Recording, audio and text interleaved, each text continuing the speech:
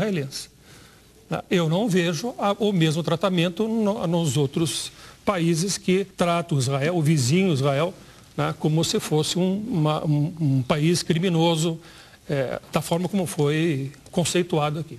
Agora, professor, muitos movimentos pela paz em Israel, onde os judeus participam, até esses judeus são perseguidos pelo próprio governo de Israel. Eu nunca fui preso. Eu sou diretor de uma organização... Mas houve prisões recentemente. Não, o que existe em Israel é o seguinte: quando um soldado se recusa a ir ao exército, inclusive está sentado do seu lado direito um deles, foi preso. E sabia que ia ser preso, e tive 21 dias na cadeia, mas sabendo que ia ser preso. Eu fiz um ato claramente sabendo qual era o resultado disso. Eu não conheço ninguém em Israel que foi preso por dizer alguma coisa. Não conheço, olha... E eu sou, sem dúvida, dentro de Israel, se alguém for analisar quem é B'Tselem, certo? B'Tselem é uma organização que cuida dos direitos humanos dos palestinos dentro dos territórios ocupados. Eu ando pelos territórios palestinos como israelense normalmente, certo? Agora, dizer isso é totalmente não conhecer Israel. Israel prende, sim, soldados que recusam a fazer certas atividades. Isso daí, todos os soldados a gente sabe o que vai acontecer com ele. Isso daí tem que ser claro. Agora, é uma forma de luta. Eu, no momento que eu me recusei a servir em certo lugar, eu sabia que eu estava lutando contra a ocupação israelense nos territórios ocupados. Agora, eu nunca fui preso porque eu subi num palanque e falei o que eu tinha que falar. Jamais. Em Israel, eu não conheço alguém que foi preso, nesse caso. Existem pessoas que foram presas que foram acusadas, por exemplo, de traição. Aí tem uma discussão. O que é traição? Vamos ver o que é traição. Vender informações para o inimigo, pode ser que eles vejam como traição. Pode ser que eu veria, talvez, não como traição. Mas é uma discussão. Agora, o caso da venda das informações...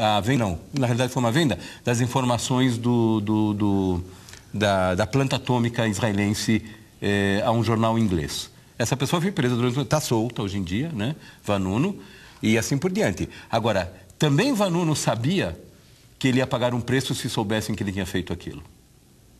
As pessoas sabem o preço que pagam. Agora, nunca foi por ele dizer que não está a favor disso, ou contra isso, ou a favor do governo de Israel, ou coisa desse tipo. São ações claras. Quer dizer, na hora que eu resolvo atravessar uma área que foi decretada pela polícia como área fechada, e eu atravesso, eu sei que eu vou ser preso. Mas isso é em qualquer democracia, né? Eu também acho. Existem regras.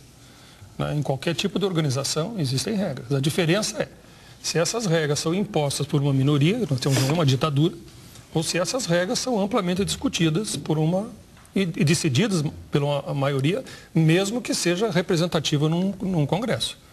Então você tem um outro tipo de constituição das regras.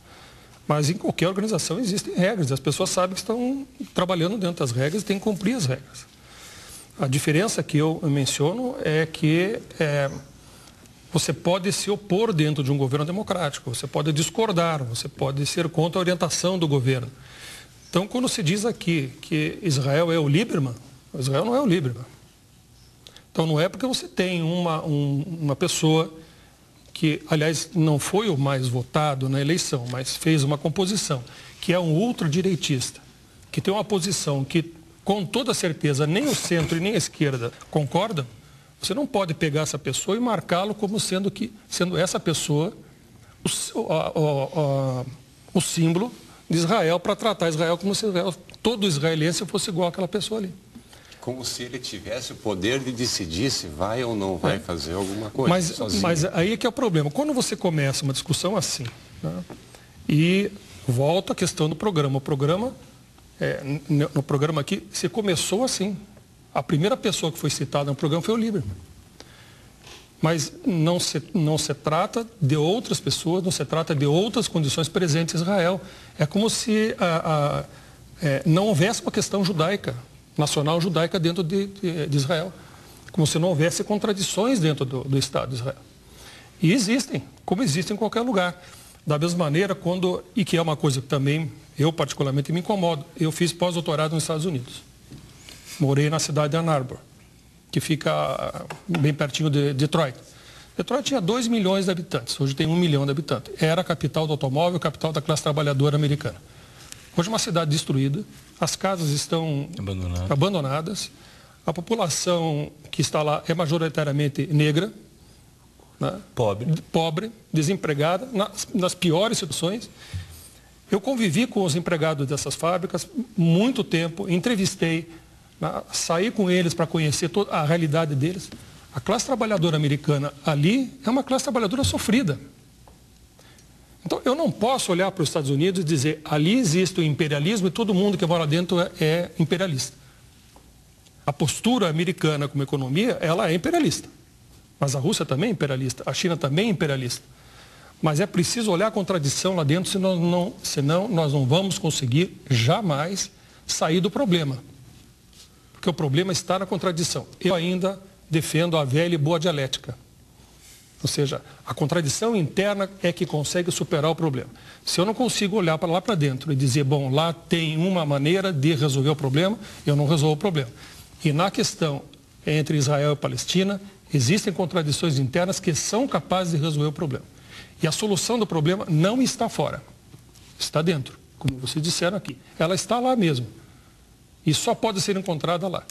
E toda vez que houver uma interferência de fora e as interferências passam por Estado, e Estado, eu vou repetir aquilo que disse o meu amigo Cristóvão Tessa. Estado tem interesses, Estado não são amigos. Estado tem interesses. E toda vez que Estados que são externos interferem nessa relação, eles interferem baseado nos seus interesses, não nos interesses dos que estão ali tentando encontrar uma solução. Tanto assim que a ONU... Quem conhece a ONU por dentro, e todo mundo pensa que a ONU é uma maravilha, a ONU é um saco de gatos. Estados, interesses de Estados o tempo todo lutando. Né? E coisas que você não consegue entender. Você não consegue entender. Por exemplo, uma África do Sul que proíbe a vinda do Dalai Lama, certo? Porque a China pressionou. Dá para entender uma coisa disso? Uma África do Sul que há 10 anos atrás era um país que o racismo era a base da luta. Hoje não proíbe o Dalai Lama por pressão chinesa dele chegar. Eu estou dizendo, a dialética, exatamente, falta a discussão, falta o pensamento. Nós estamos numa situação difícil. Em relação ao Irã, eu me lembro que uma das coisas centrais que houve aqui, o tempo todo falaram do Irã. Gente, o Irã tem que ficar claro para nós. O mundo árabe hoje está dividido. O Irã está tentando conseguir o poder através de certos mecanismos. Agora, ver o Irã como o futuro do mundo árabe é só ver o que a ONU fala sobre a vida no Irã. Eles não são nem árabes. Eles não são persas, mas são muçulmanos. E não só isso, eu quero ver o mundo árabe, certo, com um país xiita como líder. Eu quero lembrar vocês, 85% do mundo árabe é sunita. 85% dos muçulmanos do mundo são sunitas e somente 15% xiitas. E o Irã é o grande país xiita. Nós temos para frente muitas discussões e muitas coisas ainda que nós vamos ver. Quer dizer que, na realidade, gente, existe uma solução para essa questão. É o diálogo. Eu concordo com uma coisa, o diálogo não pode ser aquele arrastar, certo? E muitos governantes arrastaram o diálogo. Não vamos também fugir disso. Certo? O único governo israelense que falou, olha, eu vou até o fim com isso, foi Rabin, e foi assassinado por um judeu. Isso também foi dito aqui, é verdade isso, certo? Mas nós temos que saber uma coisa, o diálogo é o caminho, e principalmente o diálogo entre palestinos e israelenses, sem interferências de forças estrangeiras, seria, talvez, se fosse como apoio, mas não com interferência direta, com armamentos e tudo isso. Isso daí não vai dar em nada. Violência só vai levar à violência. A gente já continua conversando mais sobre esse assunto. O Brasil Nação volta daqui a pouquinho. Faça um rápido intervalo e em instantes a gente volta.